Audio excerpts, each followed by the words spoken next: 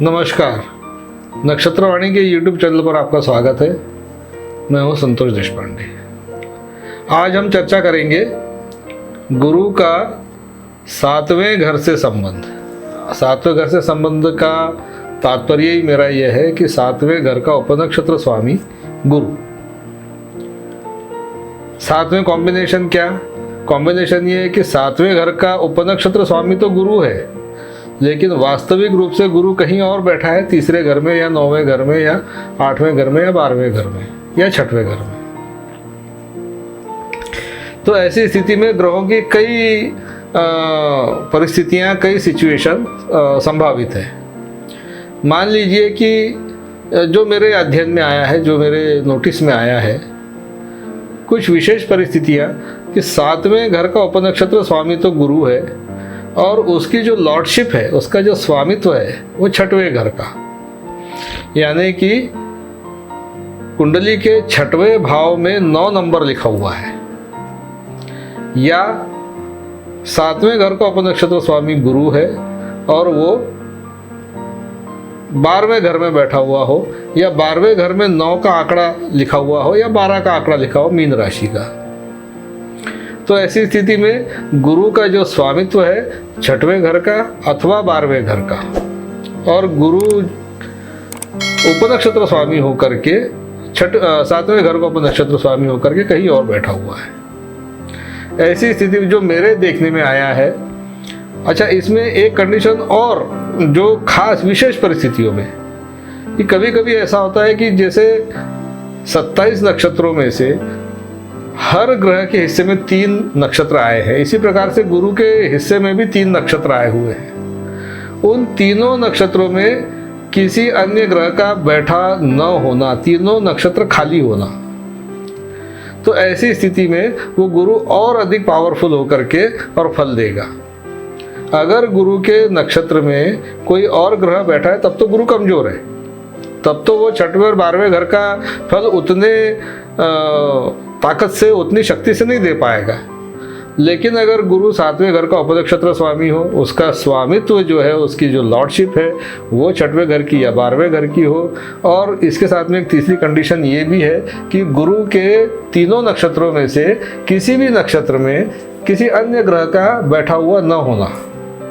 एक चौथी कंडीशन और हो सकती है कि गुरु स्वयं अपने ही नक्षत्र में बैठा हो, कोई अन्य ग्रह तो नहीं है लेकिन, या कोई अन्य ग्रह है या नहीं है, लेकिन गुरु अपने नक्षत्र में किसी, उसके 3 नक्षत्र हैं गुरु के, उसमें से किसी एक नक्षत्र में गुरु स्वयं बैठा हुआ है। तो ऐसी स्थिति में भी गुरु अत्यंत पावरफुल हो गया।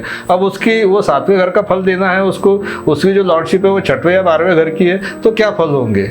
सीधा सा उसका हम जो अर्थ निकालते हैं, सीधा सा उसका जो इंटरप्रिटेशन है वो ये है कि व्यक्ति के वैवाहिक जीवन में समस्या, क्योंकि सातवें घर से वैवाहिक स्थिति देखी जाती है, कौटुंबिक स्थिति देखी जाती है, और रिलेशन विथ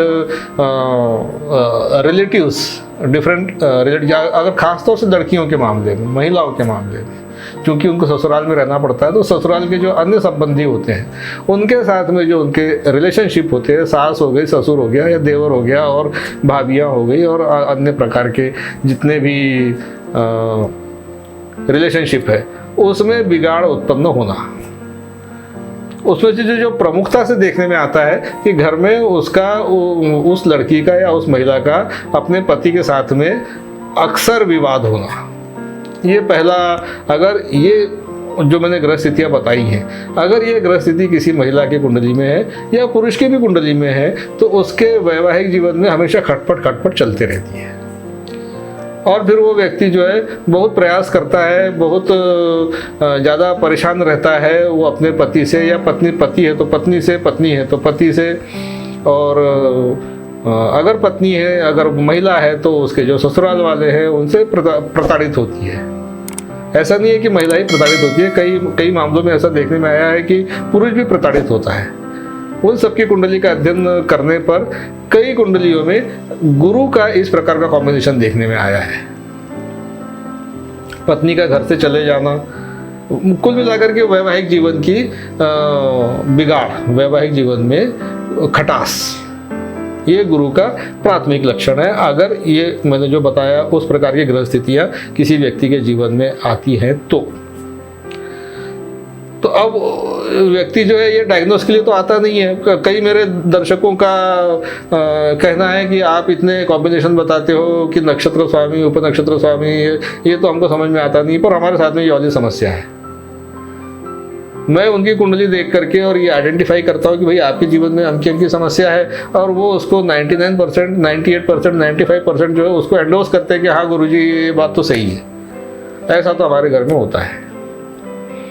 तो अब क्या करें, वो तो हमारे पास में समाधान के लिए आते हैं। तो अगर ये वाली ग्रह स्थितियाँ किसी के कुंडली में बनती हैं, उनके कोई महिला हो या कोई पुरुष हो, और उनके वैवाहिक जीवन में विवाह होने के पश्चात इस प्रकार की अगर घर में परिस्थितियाँ बनती हैं तो उनको क्या करना चाहिए। उनको कुछ निश्चित उपाय करने से उनको अवश्य लाभ हो सकता है, जिसमें से पहला उपाय है, अब देखिए पुस्तक में तो ऐसे ऐसे उपाय लिखे हैं कि जो व्यक्ति के लिए करना संभव नहीं है, लेकिन कुछ ऐसे उपाय हैं कि जिसको करने से व्यक्ति को इन मामलों में अवश्य उसको सफलता प्राप्त हो सकती है। अगर आपके जीवन में ऐसी ही कोई समस्या है जो मैंने आज जिनका वर्णन किया है, जिनको डिस्क्राइब किया है, अगर आपके जीवन में इस प्रकार की समस्याएं हैं तो आपको आटे की छोटी छोटी गोलियां बनाना है। ये पहला उपाय है, आटे की छोटी छोटी गोलियां बना करके और उनको जीवों को, जो जल जीव होते हैं जैसे मछली है, मछलियों को खिलाना चाहिए। ऐसे व्यक्ति को अपने घर में एक्वेरियम अगर वो रख ले तो वो भी बहुत अच्छा, लेकिन एक्वेरियम रखने का एक तरीका है। आप एक्वेरियम को ऐसे स्थान पर रखें कि जब घर में प्रवेश हो, जब कोई तीसरा व्यक्ति या दूसरा व्यक्ति या आप स्वयं आपके घर में प्रवेश करें तो वो एक्वेरियम का स्थान आपके प्रवेश से दाहिने हाथ की तरफ होना चाहिए। जिधर आपका दाहिना हाथ आता है उस तरफ वो स्थापित होना चाहिए, किसी टेबल के ऊपर या किसी अच्छी जगह पर। अगर बाएं हाथ पर है तो आपकी समस्या खत्म नहीं होगी। दाहिने हाथ पर अगर है आपके घर में प्रवेश करने के बाद में तो आपकी, या अगर घर से बाहर निकलते हैं तो समझ लीजिए बाएं हाथ की तरफ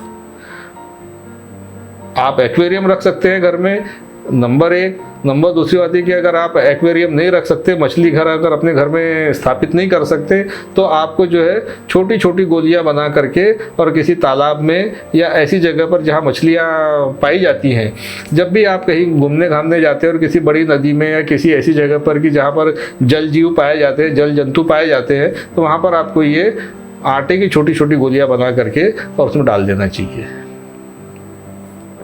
एक काम आप और कर सकते हैं कि जो चावल होता है, कुछ थोड़ी मात्रा में चावल लेकर के और उसमें आपको हल्दी लगाना है।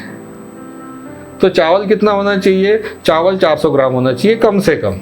ज़्यादा हो सकता है 10-20 ग्राम, 50 ग्राम, 100 ग्राम ज़्यादा हो सकता है, लेकिन 400 ग्राम से कम नहीं होना चाहिए। 400 ग्राम चावल में आप हल्दी डाल करके और उसको पीला कीजिए और उसको किसी मंदिर में लेकर आइए 7 गुरुवार।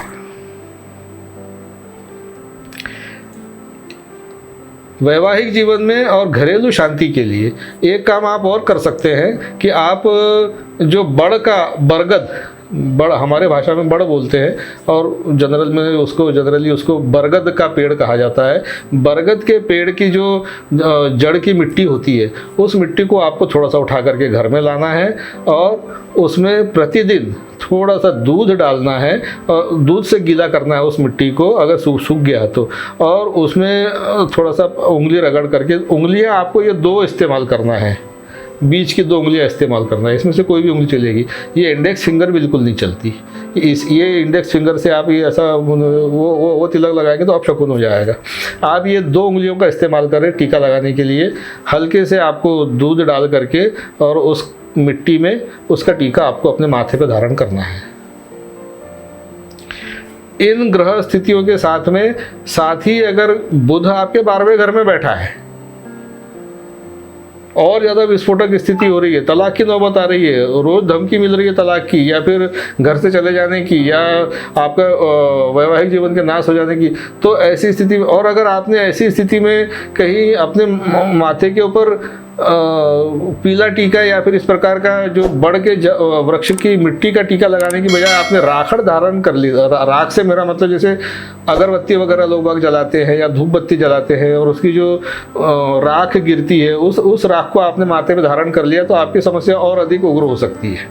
ये वाला काम बिल्कुल न करें। श्रद्धा में आकर के, भक्ति में आकर के या अंधश्रद्धा में आकर के कई बार लोग बाग धूनी की राख भी माथे पे धारण कर लेते हैं। धूनी की राख भी ऐसे लोगों को नहीं लगाना है अगर उनको घर में इस प्रकार की समस्या है तो इसकी सावधानी रखें। और ये जो उपाय बताए मैंने 2-3 प्रकार के, खास तौर से एक्वेरियम वाला उपाय बहुत कारगर सिद्ध हुआ है। और मछलियों को दाना खिलाना, मछलियों को आटे की गोलियां बना करके खिलाना, ये बहुत कारगर सिद्ध हुए हैं। अगर आपके जीवन में ऐसी कोई तकलीफ है, ऐसी कोई परेशानी है तो आप इन उपायों को करके और अपने वैवाहिक स्थिति को, 7वें घर की स्थिति को ठीक कर सकते हैं। 6वां घर भी आपका ठीक हो जाएगा, 12वां घर भी ठीक हो जाएगा। तो ये उपाय करके और आपको क्या लाभ हुआ आप कमेंट करके और हमें अवश्य बताइए। साथ ही हमें सपोर्ट अपना जारी रखिए। हमारा वीडियो पूरा देखने के लिए आपका बहुत बहुत धन्यवाद। वीडियो को देखिए, शेयर कीजिए, लाइक कीजिए, अपने मित्रों के साथ में भी इसको शेयर कीजिए। और आपको हमारे वीडियो कैसे लगते हैं इसके बारे में भी आप हमें अवश्य अवगत कराइए। हमें आपके उत्तरों की, आपके रिस्पॉन्स की हमें हमेशा प्रतीक्षा रहेगी। अब मिलते हैं आगे किसी वीडियो में, तब तक के लिए नमस्कार।